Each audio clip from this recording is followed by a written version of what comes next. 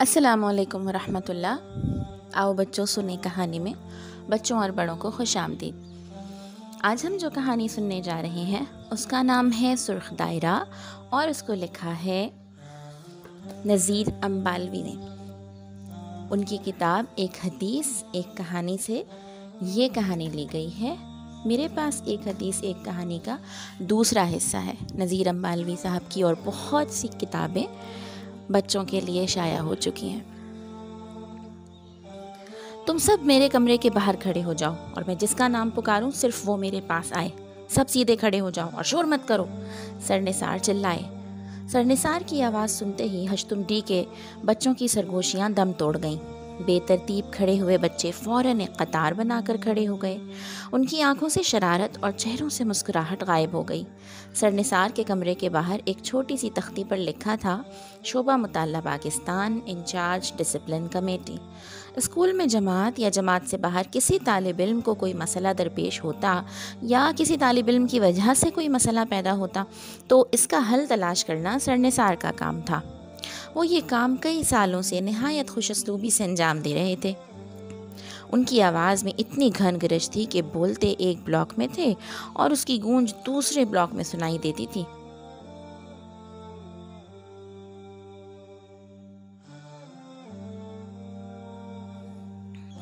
जब भी स्कूल में कोई मसला सर उठाता तो उनका कमरा अदालत का रूप धार लेता। आज भी एक मसले ने हश्तुमडी के तलबा को उनके कमरे के बाहर ला खड़ा किया था। सब बरामदे में सहमे खड़े थे। यूँ लग रहा था जैसे उनके मुंह में ज़बान ना हो। सब सरनिसार की आवाज़ के मुंतज़र थे।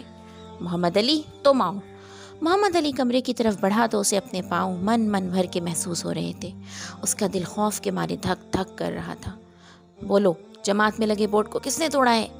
सरनिसार ने गुस्से से हाथ मेज़ पर मारा। सर, मुझे नहीं पता। तो किसको पता है? सर, मैं क्या कह सकता हूँ। सीधी तरह मान जाओ वरना मार भी पड़ेगी और जुर्माना भी होगा।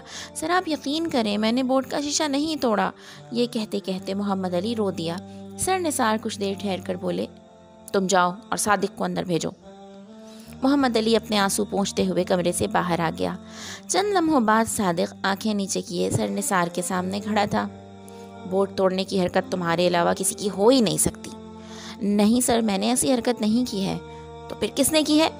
मैं क्या बता सकता हूँ, सादिक बोला। तुम्हें मालूम है उस बोर्ड में लगे शीशे की कितनी कीमत है? नहीं सर। इस बोर्ड में लगे शीशे की कीमत 2000 रुपये है। जिस तालिब इल्म ने भी बोर्ड तोड़ा है 2000 रुपये तो उसे देना ही पड़ेंगे, और हो सकता है उसे स्कूल से भी निकाल दिया जाए। सरनिसार ने सादिक को बगौर देखते हुए कहा, सर, मैं शरारती ज़रूर हूँ मगर मैंने बोर्ड नहीं तोड़ा। तुम झूठ तो नहीं बोल रहे? नहीं सर, बिल्कुल सच कह रहा हूँ, सादिक ने कहा। तुम जा सकते हो, अब आमिर को भेजो। ये कहकर निसार ने अपने सामने रखे कागज़ पर कुछ लिखा। सादिक के जाते ही आमिर सरनिसार की अदालत में मौजूद था। आइए आइए आमिर साहब, तशरीफ़ लाइए। आमिर खामोशी से खड़ा हो गया। 2 माह पहले खिड़की का शीशा तुमने तोड़ा था। आमिर ने यह सुनकर असबात में सर हिला दिया। दिसंबर में तुमने गेंद मारकर ट्यूबलाइट को किरची किरची कर दिया था। आमिर ने इस बार भी हाँ में सर हिलाया तो सरनिसार ने कहा, बोल कर जवाब दो। जी सर, आमिर बोला। 1 माह पहले पंखे का पर टेढ़ा करने का कारनामा भी तुमने सर अंजाम दिया था। जी सर। तो इस माह बोर्ड का शीशा तोड़कर अपने रिकॉर्ड को तुमने मज़ीद शानदार बना लिया है। सर, मैंने बोर्ड नहीं तोड़ा। तुम हमेशा यही कहते हो मगर इतराफ़े जुर्म भी फिर कर लेते हो। मैं मानता हूँ कि आपने जो कुछ कहा है वो दुरुस्त है, मगर मैं जमात में चीज़ों की तोड़फोड़ की शरारतों को छोड़ चुका हूँ। पिछली बार प्रिंसिपल साहब ने कहा था कि अगर मैंने दोबारा जमात की किसी चीज़ को नुकसान पहुँचाया तो मुझे स्कूल से निकाल दिया जाएगा। आमिर ने कहा, तुम्हें स्कूल से निकाले जाने का ख़तरा तो अब भी है। सर, ऐसा मत कहें, मुझे तो अपने अब्बा जान की मार अभी तक याद है। मैं बोर्ड तोड़ने की हरकत करना तो दरकिनार, उसके बारे में सोच भी नहीं सकता। आमिर रूहान की सूरत बनाकर बोला, मैंने मालूम किया है कि कल जब ये बोर्ड टूटा था तफरीह के वक्फे में तो तुम अकेले जमात में मौजूद थे। क्या ये सच है?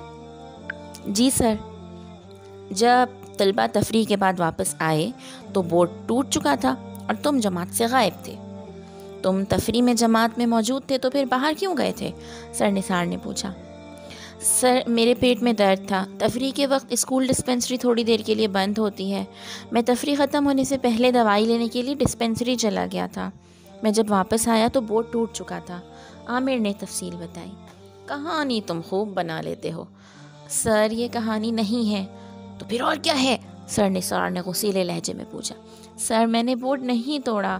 عامر کی بات سنتے ہوئے سر نثار کاغذ پر کچھ لکھتے رہے۔ یہ عدالت تقریباً 1 گھنٹہ لگی رہی۔ جماعت ہشتم ڈی کا ہر طالب علم اس عدالت میں پیش ہوا اور اپنی صفائی پیش کرتا رہا۔ جب عدالت برخاست ہوئی تو سر نثار ایک نام کے گرد سرخ دائرہ لگا چکے تھے۔ جب انہوں نے سرخ دائرے میں درج نام کو پرنسپل صاحب کے سامنے رکھا تو انہوں نے کچھ توقف کے بعد کہا، کیا آپ کو یقین ہے کہ عامر نے ہی بورڈ توڑا ہے؟ سر شواہد سے تو یہی بات ثابت ہوتی ہے کہ بورڈ عامر نے ہی توڑا ہے۔ تو پھر ٹھیک ہے، عامر کو اسکول سے فارغ کرتے ہیں۔ سر ہمیں ایسا ہی کرنا چاہیے، عامر کی وجہ سے مزید بچوں کے خراب ہونے کا خدشہ ہے۔ کل عامر کے والد کو بلا لیں تاکہ ان کو ساری بات سے آگاہ کیا جا سکے۔ جی سر، میں ابھی عامر کے والد سے رابطے کی کوشش کرتا ہوں۔ شکریہ، پرنسپل صاحب بولے۔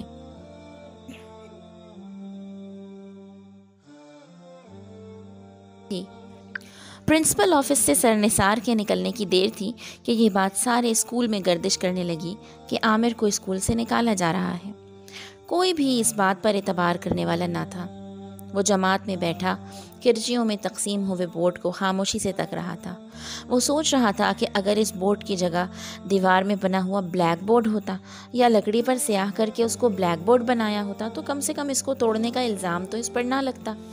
اس کے اسکول میں تو ہر جماعت میں لکڑی کے فریم میں شیشے کو لگا کر گلاس بورڈ بنایا گیا تھا جو کسی ہلکی سی چیز سے بھی ضرب لگنے سے چھوٹے چھوٹے ٹکڑوں میں تقسیم ہو سکتا تھا۔ عامر آنکھوں میں نمی لیے گلاس بورڈ کو دیکھ رہا تھا کہ شاہد بول پڑا، لو بھائی، عامر سے الوداعی ملاقات کر لو، یہ تو اب ہماری جماعت میں مہمان ہے، صرف 1 دن کا مہمان۔ عامر تو الوداعی ملاقاتوں کا عادی ہو چکا ہے، عمران نے لقمہ دیا۔ کیا مطلب؟ شاہد نے پوچھا۔ مطلب یہ کہ عامر کا دل ایک اسکول میں کہاں لگتا ہے؟ جب اسکول سے جی اچاٹ ہو، اسکول کی کوئی چیز توڑی اور اگلے اسکول میں چلے گئے۔ یہ اس کا 7واں اسکول ہے۔ نہیں یار، یہ تو گپ ہے، منیب نے کہا۔ نہیں یقین آتا تو خدا عامر سے پوچھ لو، یہ بھلا کب مانے گا کہ یہ اس کا 7واں اسکول ہے؟ میرا تو خیال ہے جماعت 10 میں پہنچنے تک عامر کے اسکول کی تعداد 1 درجن تو ہو ہی جائے گی۔ عامر کے ہم جماعتی اسی طرح جملے اس کی طرف اچھالتے رہے اور وہ ان جملوں کو تحمل سے سنتا اور برداشت کرتا رہا۔ خاموش تو صادق بھی تھا، مگر اس کی خاموشی کی وجہ پیٹ درد تھا۔ صبح وہ ڈبل روٹی کے بجائے آلو والے پراٹھے کھا کر آیا تھا، جس کی وجہ سے وہ پیٹ میں گرانی محسوس کر رہا تھا۔ صادق کو آلو والے پراٹھے بہت پسند تھے۔ اس کی فرمائش پر امی جان اکثر اس کے لیے مزیدار پراٹھے پکاتی تھیں۔ جب پسند کی چیز پکی ہو تو بندہ ضرورت سے زیادہ بھی کھا لیتا ہے۔ صادق کے ساتھ بھی ایسا ہی ہوا تھا۔ پیٹ درد کے باعث وہ تفریح کے وقت گراؤنڈ میں بھی نہ جا سکا۔ وہ اکیلا جماعت میں ڈیسک پر سر جھکائے بیٹھا تھا کہ اس کے کانوں میں آواز پڑی، صادق، میری بات سنو۔ صادق نے یہ سن کر ڈیسک سے سر اٹھایا تو جماعت اور جماعت سے باہر اسے کوئی بھی دکھائی نہ دیا۔ اس نے دوبارہ آنکھیں بند کر کے ڈیسک پر سر رکھا تو کسی نے پھر اس کو مخاطب کیا، صادق، میری بات سنو۔ کون ہو تم؟ میں وہی ہوں جس کے ذریعے تم تک بہت سی اچھی باتیں پہنچتی ہیں۔ بولو، تمہیں لفظ بالکل لکھنا آتا تھا؟ تم اس لفظ کو ہمیشہ بالکل کے بجائے بالکل لکھتے تھے۔ یہ سن کر صادق کو سر توقیر کا تھپڑ یاد آ گیا۔ انہوں نے اردو کا ٹیسٹ لیا تو اس میں صادق نے کئی مرتبہ بالکل کو بالکل لکھا تھا۔ دوسرے دن انہوں نے بورڈ پر ایک طرف غلط اور دوسری طرف درست لفظ لکھے تھے۔ اس دن کے بعد صادق نے اس لفظ کو غلط نہیں لکھا۔ تمہیں لفظ صدا اور صدا میں فرق کا پتہ نہیں چلتا تھا؟ ہاں ایسا ہی تھا، صادق نے کہا۔ تمہیں ان دونوں لفظوں میں فرق کرنا تب آیا تھا جب اردو کے استاد نے ان الفاظ پر مشتمل جملے مجھ پر لکھے تھے۔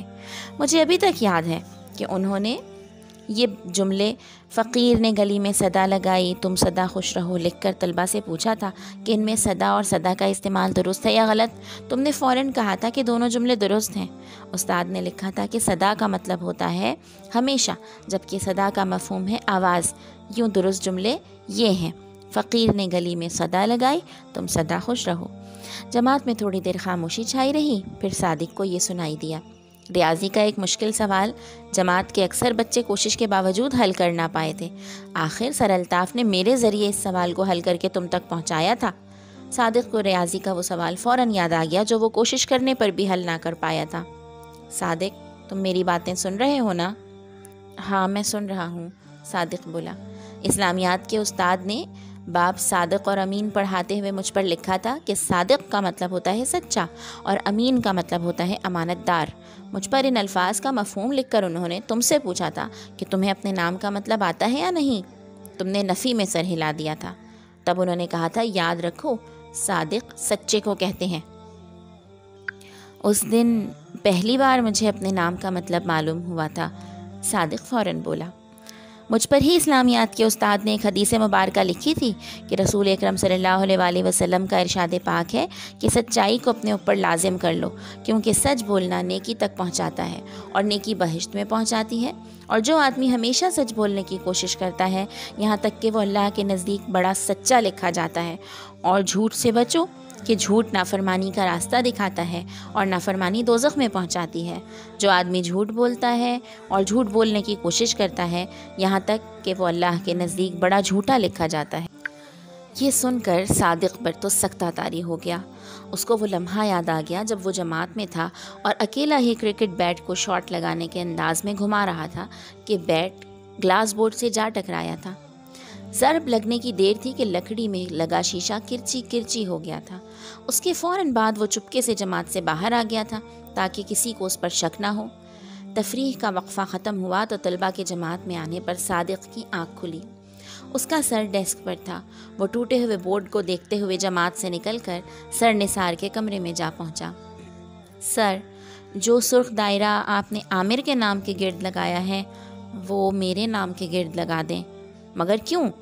اس کیوں کے جواب میں صادق واقعی صادق بن گیا اور سب کچھ اس نے سچ سچ بتا دیا۔ صادق کا ریکارڈ کیونکہ اچھا تھا اور اس نے سچ بھی بولا تھا، اس لیے اس کو اسکول سے نکالنے کے بجائے صرف جرمانہ کیا گیا۔ صادق جب جماعت میں داخل ہو کر اپنی کرسی کی طرف بڑھنے لگا تو بورڈ نے اس کے کان میں سرگوشی کی، شاباش صادق، شاباش۔ یہ سن کر صادق کے چہرے پر مسکراہٹ پھیل گئی۔ تو یوں ہوتا ہے جناب کہانی کا اختتام۔ آپ نے کہانی سے کیا سبق سیکھا؟ کہانی آپ کو کیسی لگی؟ مزید آپ کون سی کہانیاں سننا چاہتے ہیں، کن مصنفین کو سننا چاہتے ہیں؟ تفصیلات سے کامنٹ باکس میں ضرور آگاہ کیجیے۔ چینل کو اب تک سبسکرائب نہیں کیا تو سبسکرائب کیجیے، ویڈیو کو لائک کیجیے اور اپنے دوستوں کے ساتھ شیئر کیجیے۔ اگلی کہانی تک کے لیے اللہ